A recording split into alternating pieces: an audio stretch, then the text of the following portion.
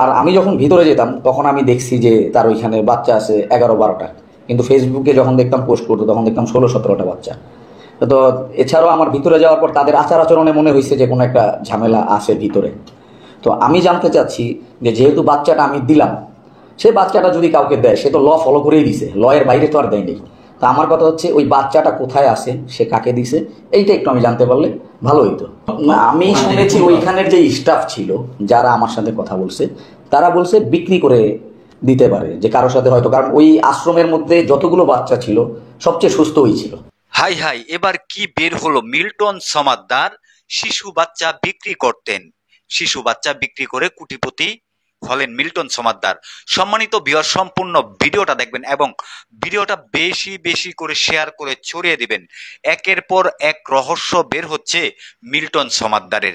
সম্মানিত ভিউয়ার্স, এই ভাইটি কি কথা বললেন, আসলে কি ভাইটির কথা সত্য কিনা, আপনারা সম্পূর্ণ ভিডিওটা দেখে আপনাদের মূল্যবান মন্তব্য কমেন্ট বক্সে কমেন্ট করে জানাবেন। এই ভাইটি এসব কি বললেন মিল্টন সমাদ্দারকে নিয়ে। মিল্টন সমাদ্দারের বৃদ্ধাশ্রমে তিনি একটি শিশু বাচ্চা নিয়ে গিয়েছিলেন, তারপর এই ভাইটির সাথে কি ঘটলো সম্পূর্ণ আলোচনাটুকু আপনারা এই ভাইটির মুখ থেকে শুনেন। চলুন আমরা সম্পূর্ণ আলোচনাটুকু শুনে আসি। বাইকে ছিলাম, নেমে চিন্তা করলাম বাচ্চাটা ট্রিটমেন্ট করাই। তো ট্রিটমেন্ট করানোর জন্য যেহেতু পথ শিশু, আমি হেল্প নেই শেরে বাংলা থানার। ওই সময় তৎকালীন ওসি সাহেব ছিলেন জানে আলম, ওনাকে আমি ফোন দেই। উনি ফোন দেওয়ার পরে আমাকে বলে যে আমি একটা টিম পাঠাচ্ছি। তো সাথে সাথে 10 মিনিটের মধ্যে পুলিশের একটা টিম আসেন। ওইখানে এসআই শফিকুল নামে একজন ভদ্রলোক ছিলেন। তো উনি বললেন আমরাও চিকিৎসা করা ট্রাই করছি, কিন্তু কোনো একটা কারণে ব্যর্থ হয়েছি, তার মা দিতে চায় না।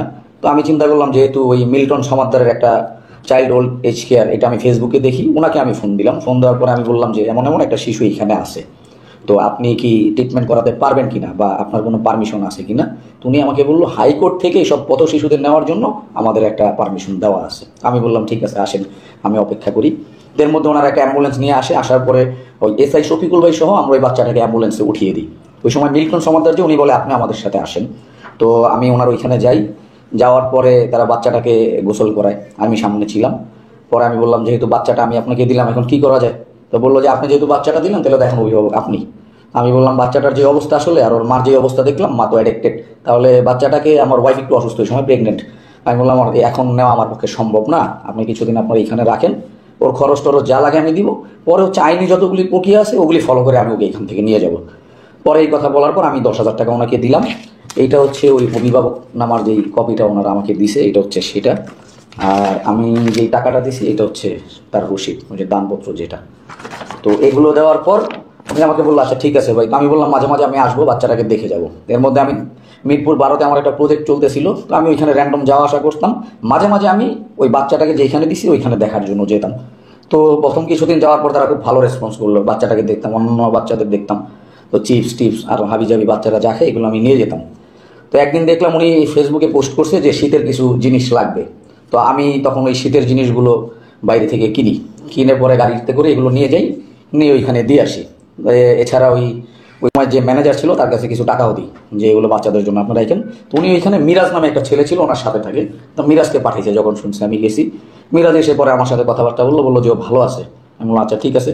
এরপর আমি ভাবলাম যে যেহেতু আমি ওকে দিয়ে গেছি, আমার যখন মন চায় আমি দেখতে যেতে পারবো। তো আমি আবার কিছুদিন পর গেলাম, যাওয়ার পর ওকে দেখে আসলাম। দেখে আসার পরে সে আমাকে হুট করে ফোন দেয় রাতের বেলা, ফোন দিয়ে বলতেছে তুই আর এখানে কালকে থেকে আসবি না। তো আমি বললাম তুই মানে কি হইলো, আপনি আমাকে তুই বলতেছেন, তোরা আসতে না বলছি তুই আসবি না। সে খুব স্ল্যাং ওয়ার্ড ইউজ করে যেটা বলা যাবে না। পর ও যখন আমাকে গালি দেয় তো আমি একটু অ্যাগ্রেসিভ হয়ে যাই যে আপনার এত বড় সাহস, আপনি আমাকে গালি দেন, আমি কি অন্যায় করছি? যদি আপনার ওইখানে রুলস থাকে ঢোকা যাবে না, আমি ঢুকবো না, সেটা আপনি আমাকে বলেন, কিন্তু আপনি আমাকে কেন গালি দিলেন?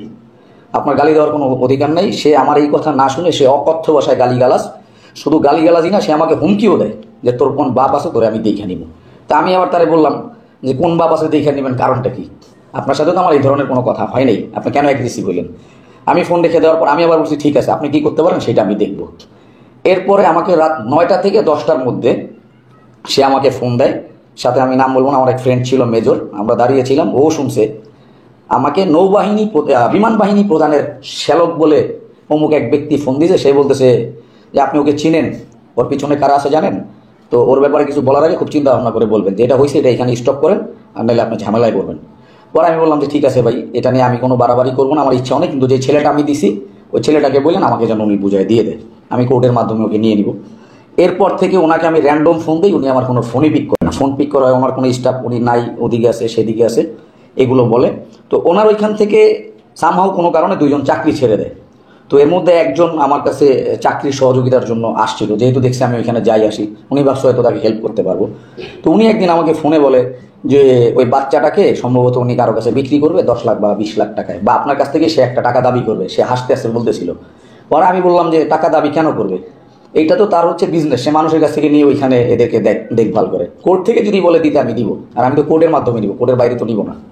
তো এই কথা বলার পর তখন আমি একটু চিন্তিত হয়ে যাই। তো 2000 সম্ভবত 20-21 এই পর্যন্ত আমি মনে হয় ওকে ফেসবুকে যখন ওই মিল্টন সমাদ্দার পোস্ট করতো বাচ্চাদের সহ দেখতাম। হুট করে বাচ্চাটাকে আমি আর দেখি না।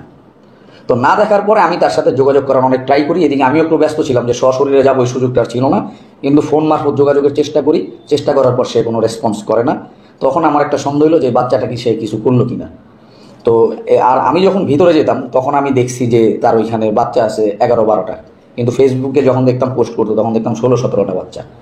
তো এছাড়াও আমার ভিতরে যাওয়ার পর তাদের আচার আচরণে মনে হয়েছে যে কোনো একটা ঝামেলা আছে ভিতরে।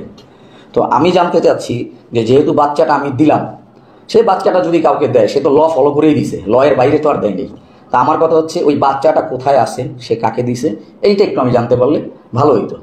আমি শুনেছি ওইখানের যে স্টাফ ছিল যারা আমার সাথে কথা বলছে, তারা বলছে বিক্রি করে দিতে পারে যে কারোর সাথে হয়তো, কারণ ওই আশ্রমের মধ্যে যতগুলো বাচ্চা ছিল সবচেয়ে সুস্থ ওই ছিল, কারণ ও কোনো প্রতিবন্ধী ছিল না, সে কথাও বলতে পারতো, হাঁটা চলা সবকিছু তার ঠিক ছিল।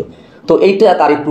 সম্মানিত দর্শক শ্রোতা মণ্ডলী, এই যে ভাইটির কথাগুলা শুনলেন, কথাগুলা আসলে কতটুকু সত্য হতে পারে, অবশ্যই আপনার মূল্যবান মন্তব্য কমেন্ট বক্সে কমেন্ট করে জানাবেন।